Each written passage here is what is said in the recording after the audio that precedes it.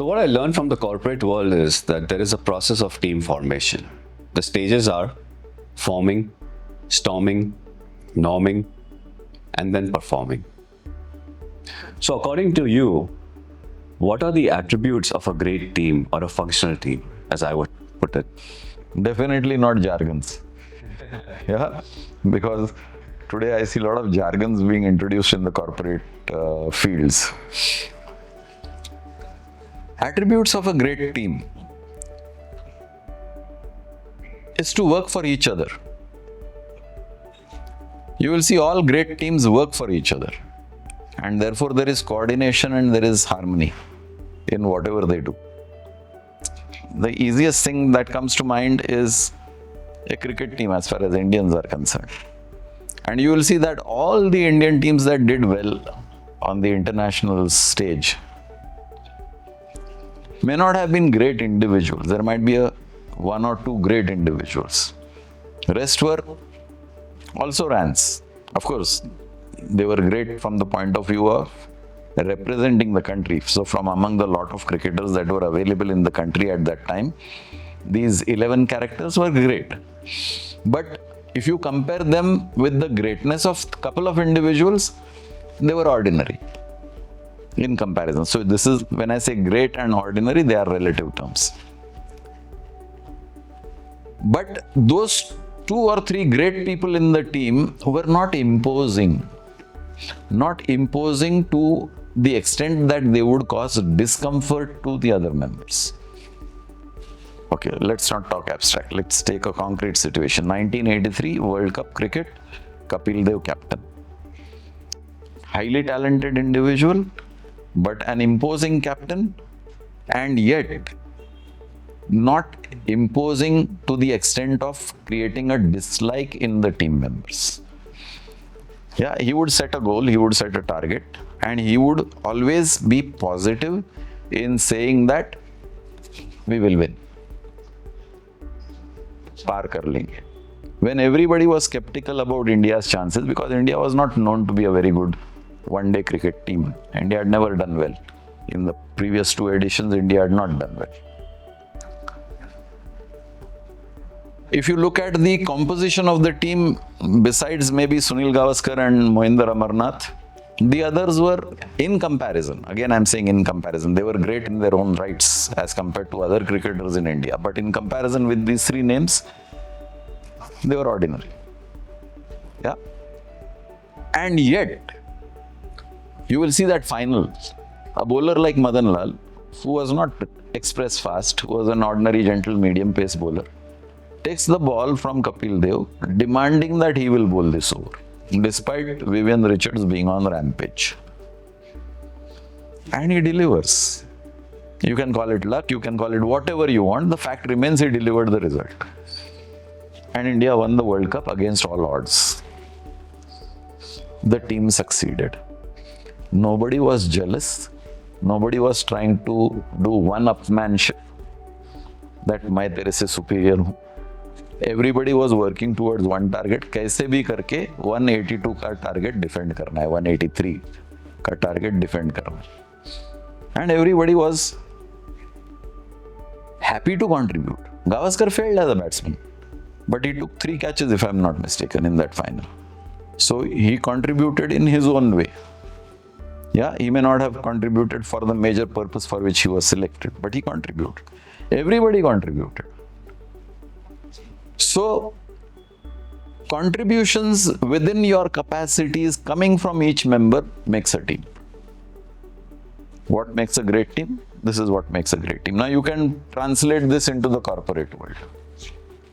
So there will be somebody who will be in a very high position like the skipper, like the Kapil Dev. Now he may be very imposing. He may be very draconian. But if he is still liked for what he stands for and what he contributes, then the team works for him. But if he is disliked, then the same character cannot build a team. Now you look at Sachin Tendulkar. He also happened to be India's captain, but was never successful as a captain because he was a great batsman. He had lofty standards in playing his cricket. He was not only a great batsman, he was also a great bowler. So he had the acumen of both batting, bowling. He was also a decent fielder.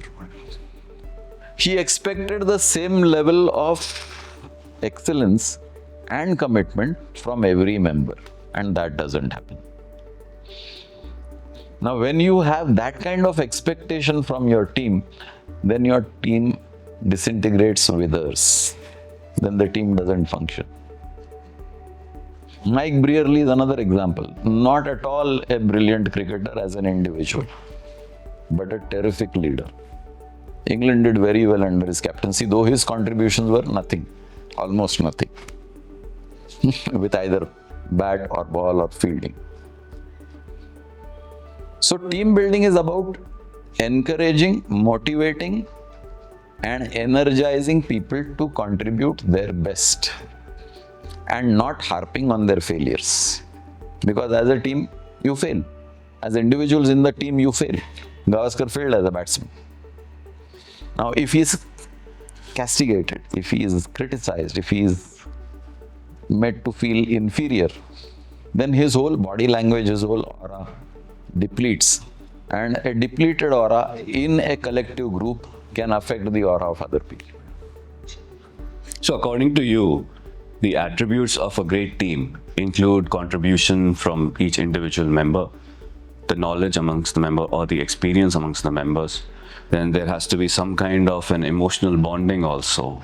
Because like you said, you have to work for each other. Yes. Rather than your own self. Yes. That kind of bonding also should be there. And then, of course, discipline is very important. Sure. Nothing works without discipline. I mean, with all the fun and frolic that you see happening around winning teams, the discipline, the hard work, the hours of toil and turmoil, the troubles that individuals have gone through never comes to light. In few cases, it does come to light because it is highlighted by the media. Like, say, Bumrah's injury was highlighted by the media. Or Yashasvi Jaiswal's rise to fame from almost nothingness in life to whatever level he has reached today. So, discipline cannot be sacrificed in any walk of life. Even as an individual, if you are an indisciplined person, you don't make great strides. Now look at just dropping a few names here and there. Look at Amitabh Bachchan. He's supposed to be a disciplinarian. Many of the younger characters have come and gone. He's still going strong. He doesn't look as handsome as he used to look. If you call Amitabh handsome, there might be controversy on that subject. So I'm not going to harp on that. But in his younger age, his aura, his persona was quite different from what he exudes today. Completely old, fragile looking person, but totally committed, totally disciplined. And even at this age, past 80, he's still delivering much more than the younger lot. So discipline is the utmost important thing in whatever you want to do in life, either as an individual or as a team member. So in every great team or a functional team, there has to be one member who can give a good example of all the attributes of the team. Giving example is not enough. Sachin was a good example of excellence, but it was not enough because you must also have the leadership qualities. Setting example is part of that leadership quality, but it is not the entire leadership quality. You should be able to plan, you should be able to organize, you should be able to communicate, you should be able to motivate, and you should be able to control. Many people are good communicators and motivators, but when it comes to control, they don't have control. People take you for granted. People take you, theek hai, bola na, dekhenge. So then you will not be a good team leader. Every team requires a leader. The qualities of the leader get reflected in the team. And that's why you will see even in the IPL, that Virat Kohli, a great cricketer, has not won a single IPL as a team. And these days, there's a lot of focus on the self. So, how does one give precedence to team goals versus self goals? If both are divergent, then somewhere somebody will sacrifice. Either you will sacrifice your personal goal or the team will sacrifice its personal goal. If the two goals are convergent, then chances of both succeeding extremely high. So you have to understand that if you are, I am in this team to make money. I joined this company to make money. Company ka tel lagane.